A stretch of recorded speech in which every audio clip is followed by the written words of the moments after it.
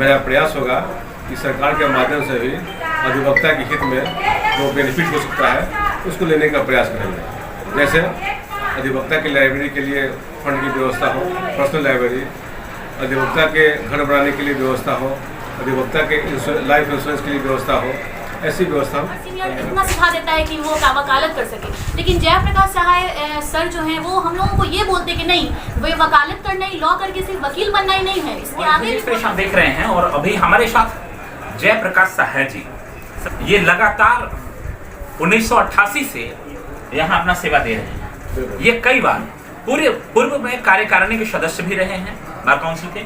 दूसरा, ये पूर्व सहायक सचिव भी रह चुके हैं, पूर्व संयुक्त सचिव के पद पे भी आपने सेवा दिया, पूर्व उपाध्यक्ष भी आप रहे हैं। जो जिला बार काउंसिल का जो भी बैठक हो रहा है इसमें बहुत अहम भूमिका करीब करीब हर पद पे आपने निभाया।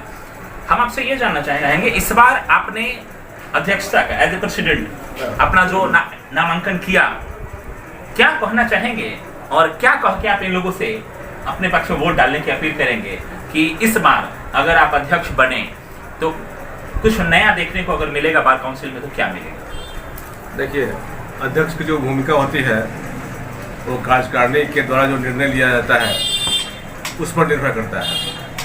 अध्यक्ष का एक अलग उसका पद है, उसके अनुरूप उसको करना पड़ता है, और कार्य समिति जो भी सर्वसम्मति से निर्णय लेती है उस जो फैसला होता है उसके अनुसार काम करना पड़ता है। लेकिन अध्यक्ष के नाते हम बेस्ट सजेशन देंगे कार्यकारिणी को और बेस्ट काम करने का प्रयास करेंगे। खासकर जो जूनियर अधिवक्ता बंधु हमारे आते हैं, कोर्ट कैंपस में आकर भटक जाते हैं, उन्हें नहीं पता है कि वकालत करने के बाद हम क्या कर सकते हैं। LLB करने के बाद केवल वकालत पेशा ही नहीं है, इसके अलावा भी और एलाइड सर्विसेज है जो LLB करके कर सकता है। तो जो नए अधिवक्ता हैं, जो 5 साल तक के प्रैक्टिशनर हैं, उनके लिए हम प्रत्येक 6 महीने पर 2 या 3 दिन का कार्यशाला आयोजित करेंगे। उनमें उनको ट्रेंड करेंगे कि कैसे प्रैक्टिस किया जाता है, प्रैक्टिस करने के पहले कौन कौन सी किताबें आपके पास होनी चाहिए और क्या क्या पढ़नी चाहिए फर्स्ट फेज में, जिसके आधार पर वो आगे बढ़ सकें, और क्या क्या उनको लिखने पढ़ने में जो मदद हो सकती है, पिटिशन कैसे तैयार किया जाता है, फिल्म कैसे तैयार किया जाता है, वो सारी बात को शिक्षा दी जाएगी उस कार्यशाला में। अच्छा, अभी जितने भी लोग डिग्रियां ले रहे हैं, खासतौर से LLB की डिग्री जो भी लोग लेकर के आते हैं, बड़ी उम्मीद होती है कि हम जाकर के वास्तव में वकालत करेंगे। लेकिन यहाँ आपने कहा कि मिस गाइड, सही बात है, बहुत सारे एडवोकेट हमको बाहर भी मिलते हैं जिनके पास डिग्री तो होता है लेकिन कहीं ना कहीं अन्य व्यवसाय में चले जाते हैं। इसको लेकर के, चूंकि आपने कहा ठीक है आप कार्यशाला का आयोजन करेंगे, क्या इससे पहले इस प्रकार की व्यवस्था थी? इस प्रकार की कोई व्यवस्था नहीं थी, और जहाँ तक हमें जानकारी है, जो भी कैंडिडेट्स हैं, किन्हीं के पास यह प्रस्ताव नहीं है कि हाँ ऐसा हम व्यवस्था कर सकते हैं। लेकिन मेरे मन में विचार है, इसलिए हमने जो पढ़ाई किया सिर्फ वकालत करने के लिए। ऐसी बात नहीं है कि सारी जगह से थक हार गए, नौकरी करने का स्टेज खत्म हो गया तो हम व्यवसाय में आ गए। हम 24 वर्ष की अवस्था में वकालत ज्वाइन कर लिए थे, 34 साल की उम्र से बाद दे चुके हैं। जो सीनियर हैं, तो सीनियर का वकालतनामा पर दस्तखत जरूरी नहीं है। कोई भी सीनियर है उनको जूनियर के बिना कोर्ट प्रीमिसेस में जाना नहीं है। लेकिन ऐसा हम लोग फॉलो नहीं कर पाते हैं, इसलिए कि यहाँ पर बहुत सारे हमारे भाई हैं जो दूसरे व्यवसाय से थक गए हैं, वो आ जाते हैं, तो किसी न किसी रूप में उनको भी एडजस्ट करना पड़ता है। इसलिए हम लोग उसको मिला जुला कर। सरकारी योजनाओं का कितना % लाभ अधिवक्ताओं को मिल पाता है, और या आपकी अध्यक्षता रहते हुए अध्यक्ष पद पे अगर आप बनेंगे तो क्या क्या सरकारी योजनाओं का पूर्णतः लाभ मिलना चाहिए और मिलेगा? लेकिन मेरे समझ से सरकार के द्वारा कोई ऐसा योजना नहीं है जो अधिवक्ता के बेनिफिट्स में हो। हम लोग का अपना एसोसिएशन है, बिहार स्टेट बार काउंसिल है, बार काउंसिल ऑफ इंडिया है, उसके माध्यम से हम लोग को सहायता मिलती है।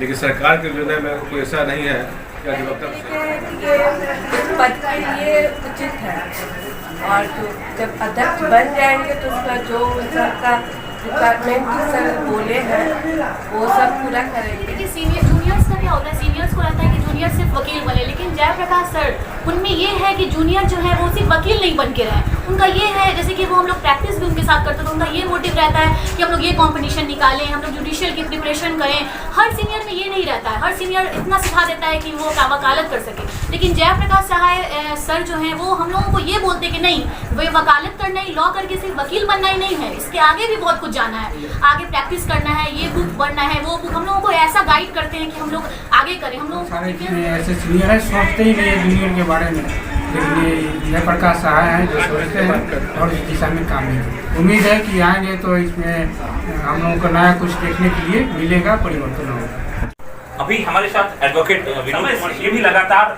बेहतर सेवा दे रहे हैं, बेहतर वकील के तौर पे इनकी गिनती भी की जाती है। लेकिन हम जानना चाहेंगे सर आपसे कि जयप्रकाश सहाय जी को ही क्यों चुनना चाहिए, जरा इसके बारे में एक दो लाइन आप बताएं।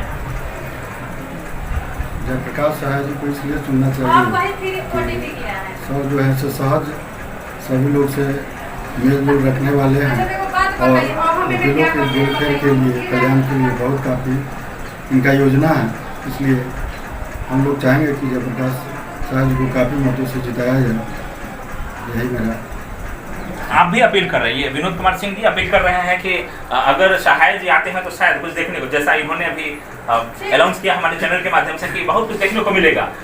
कितनी उम्मीदें आपको सर से हैं?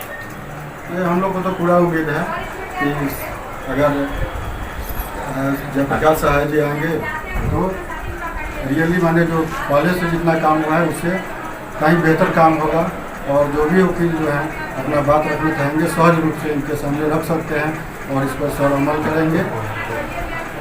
सहजता से अपनी बात को रख सकते हैं, एक ऐसे सहज स्वभाव के लोग हैं, इसको लेकर के विनोद सर ने सपोर्ट किया। मैं क्या कहना चाहेंगे सर की दावेदारी को लेकर के? सर को हम लोग जब से देख रहे हैं तो उनका बिहेवियर, नेचर बिल्कुल एक सा है, और सबसे बड़ा बात जूनियर के लिए उनका कोऑपरेशन।